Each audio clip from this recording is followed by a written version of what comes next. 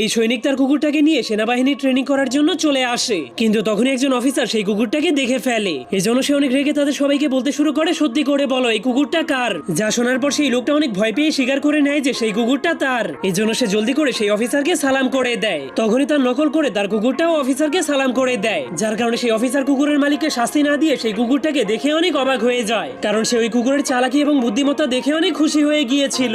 এই জন্য সে ওই লোকটাকে তার কুকুরটাকে নিজের সাথে রাখার অনুমতি দিয়ে দেয়, যার ফলে এরপর থেকে সেই কুকুরটাও আর্মিদের সাথে ট্রেনিং নিতে শুরু করে। তখন কুকুরটা কিছুদিনের মধ্যেই আর্মিদের মতো হাঁটা এবং আর্মিদের মতো কোনো নড়াচড়া না করে দাঁড়িয়ে থাকাও শিখে যায়। এমনকি সে 5 কিলোমিটার দৌড়ানোর পর আর্মিদের মতোই কাঁটাযুক্ত তারের নিচ দিয়ে পার হয়ে যেতে পারতো। আর সেই গুলির আওয়াজ এবং বমের আওয়াজকেও একদমই ভয় পেত না। প্রতিবারই শুটিং প্র্যাকটিস করার পর সে নিজে গিয়ে নিশানার কাগজগুলোকে নিয়ে আসতো, যাতে করে সৈনিকেরা নিজেদের পারফরমেন্স দেখতে পারে। কিন্তু অফিসার যখনই সেই কুকুরটার সাথে কথা বলছিল, তখন সে জানতে পারে তাদের দেশে ভয়ঙ্কর যুদ্ধ শুরু হয়ে গিয়েছে। এজন্য কুকুরটা তার মালিকের সাথে